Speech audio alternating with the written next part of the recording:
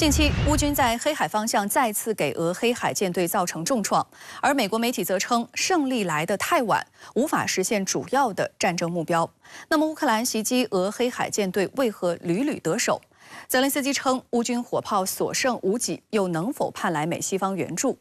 美 B-1B 战略轰炸机逼近俄边境，释放什么信号？ 据美国新闻周刊网站日前报道，在乌克兰军队摧毁俄军2艘大型登陆舰和1艘侦察船后，乌克兰又击毁了1艘俄罗斯黑海舰队的舰。报道引用乌克兰海军发言人德米特罗·普列坚丘克的话说，俄军康斯坦丁·奥利尚斯基号登陆舰在遇袭后丧失战斗能力。 而在稍早前，乌克兰武装部队总参谋部在社交媒体发文称，乌国防军成功击中了俄罗斯黑海舰队的亚马尔号和亚速号2艘2栖登陆舰，以及通信中心和多处基础设施。位于塞瓦斯托波尔的俄黑海舰队总部通信中心遭到至少3枚风暴之影巡航导弹袭击。 分析指出，考虑到风暴之影巡航导弹只能由苏24战斗轰炸机携带，显然是乌军精心策划的袭击行动。据报道，在俄乌冲突爆发以前，俄军曾在黑海集结了13艘登陆舰，准备执行2栖作战。但此后，在乌克兰自杀式无人艇、无人机和巡航导弹的反复攻击下，损失惨重。 据乌克兰方面的战报，俄在黑海仅有3艘登陆舰能够使用。德国青年世界报网站3月30号报道，由39艘战舰组成的俄黑海舰队已经有13艘被击沉或失去战斗能力，比例高达战舰总数的1/3。 现在呢，主要问题是它装备的口径巡航导弹，就是海基发射导弹比较缺乏了。而且呢，现在反复遭到乌克兰军队这个突袭。一个呢是它使用这个空地巡航导弹就是隐身的这种像英国、法国提供的这些导弹。另外呢，还有这个无人自杀艇。那所以这2种打击手段呢，目前的俄罗斯军队呢防范起来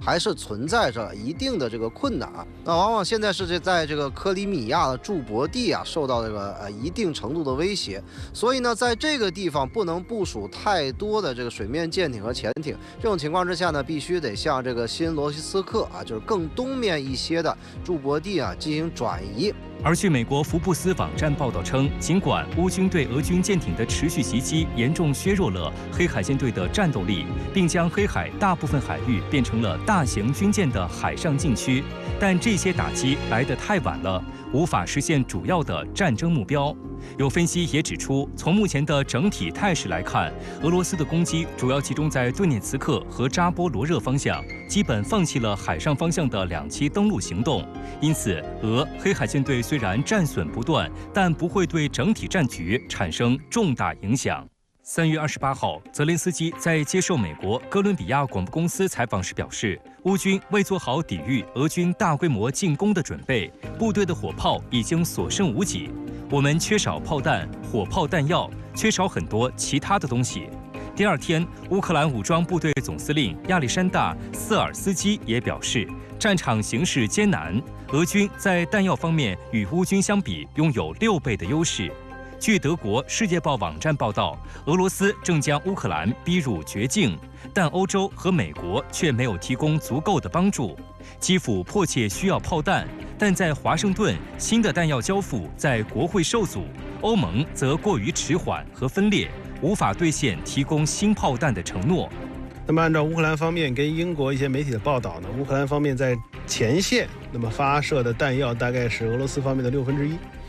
那么这种情况之下，我们说再加上乌克兰的比如炮兵打击平台的数量又比俄罗斯方面小，所以呢，这个就不得不处在一种不断的高度机动的这种状态之下，否则的话，可能连自身的安全都得不到一个最基本的维持。3月26号，法国国防部长塞巴斯蒂安·勒科尔尼在新闻发布会上宣布，今年将会向乌克兰提供一笔厚礼。这笔军事援助包括78辆凯撒车载榴弹炮，同时还有配套的8万发155毫米炮弹。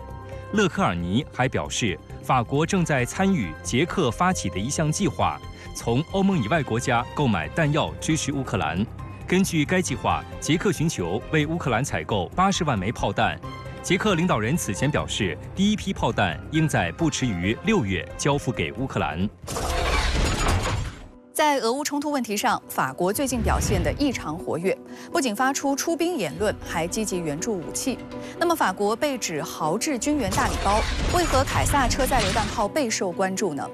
凯撒是法国研制的一款采用155毫米口径、52倍近身管、以6×6卡车为底盘的车载榴弹炮，可发射155毫米的北约标准弹药。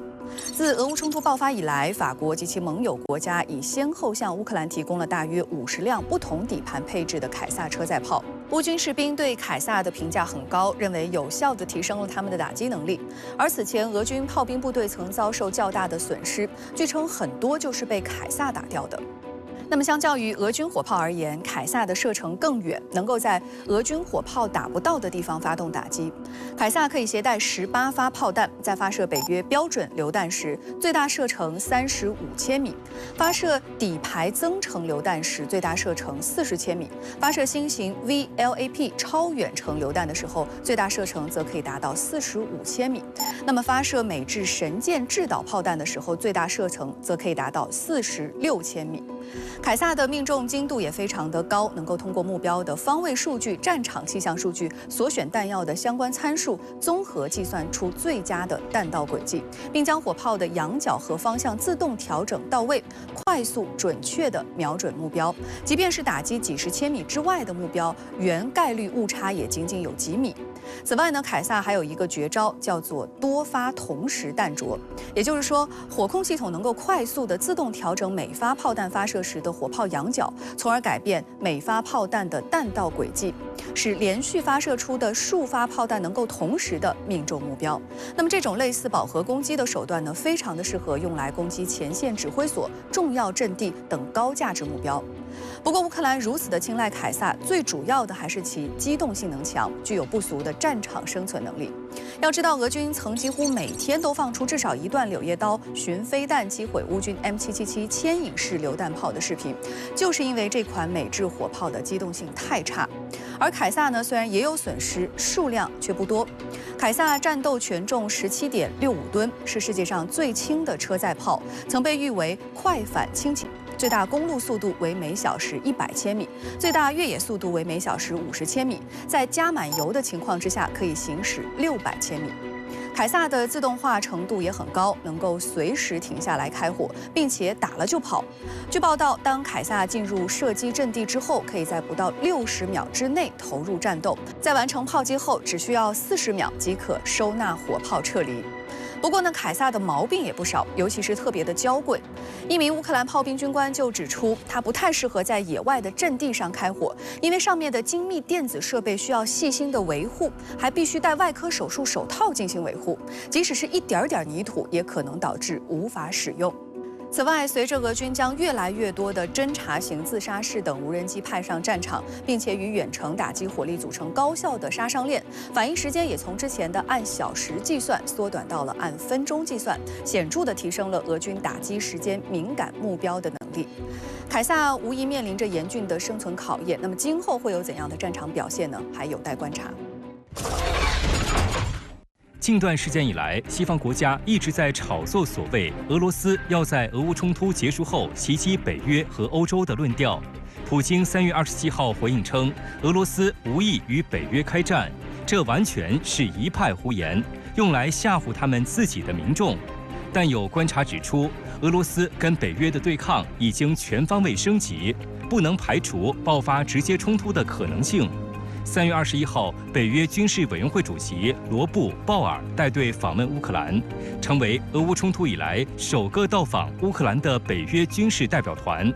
访问期间，鲍尔在接受乌克兰国防部旗下新闻网站采访时称，北约已为与俄罗斯的冲突做好准备。而据今日俄罗斯网站报道，德国议会专家组近日的一份报告认为，北约向乌克兰派兵是国际法允许的。但如果俄罗斯对部署到乌克兰的北约部队发动袭击，将不会触发北约第5条集体防御条款。也就是说，如果某个北约成员国向乌克兰派遣地面力量，并不会自动导致其他成员国卷入冲突之中。而美空军日前派出 B-1B 战略轰炸机抵近俄边境飞行，被认为是对俄罗斯实施战略压迫。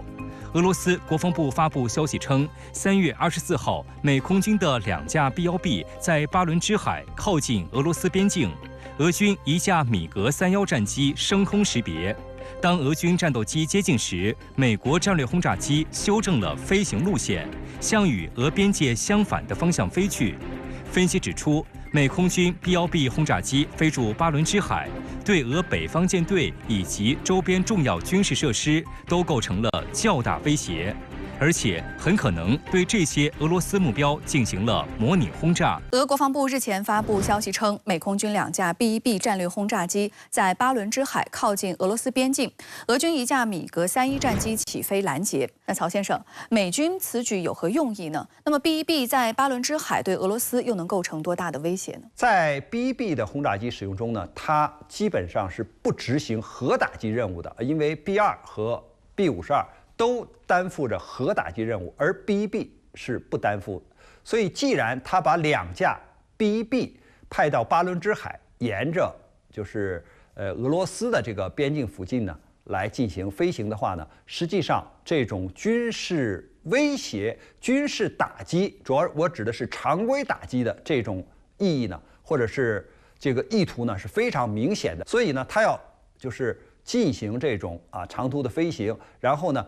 模拟说空中的对陆地水面打击的这种能力对俄罗斯构成威胁。还有呢，就是北约从2月份开始到5月份呢，一直在俄罗斯周边进行大规模的这种军事演习。那也可以看作美国的 B-1B 战略轰炸机是这个演习的组成部分呢，因为它可以进行战略侦察呀。美国的这个战略轰炸机在俄罗斯的周边进行飞行，进行这种模拟的攻击。那这个给乌克兰站台的意味就非常的明显了。近段时间以来，西方国家不断炒作俄罗斯计划在俄乌冲突之后进攻北约和欧洲国家。普京3月27号驳斥了这一说法，称其为一派胡言。那秦先生对此如何分析？我觉得西方媒体现在整体处于一种歇斯底里的状态那么对俄罗斯是无以复加的去污蔑。真的看不出俄罗斯所谓的今后会对北约国家发动进攻，这对俄罗斯有什么好处呢？我看不出有任何好处是占领土地呢，还是经济上获得利益呢？只能会让双方持续不断的升级这种对抗和战争，甚至于最后走向世界大战。而且普京总统说的很确，2022年美国的军费开支是8100亿美元，俄罗斯只有700多亿美元。这么悬殊的军费，难道俄罗斯是疯了吗？想进攻西方？西方要做这样的一些舆论准备，为乌克兰军队在战场上一旦大幅度溃败为他们提供直接的干预，无论是出兵还是其他的大幅度干预，提供一种舆论的造势和支持。这种言论实际上是非常危险的，因为一旦西方北约真正的出兵乌克兰，那么和俄军在乌克兰战场上直接交手，那么实际上整个的世界局势、欧洲局势只能会螺旋形的不断的恶化。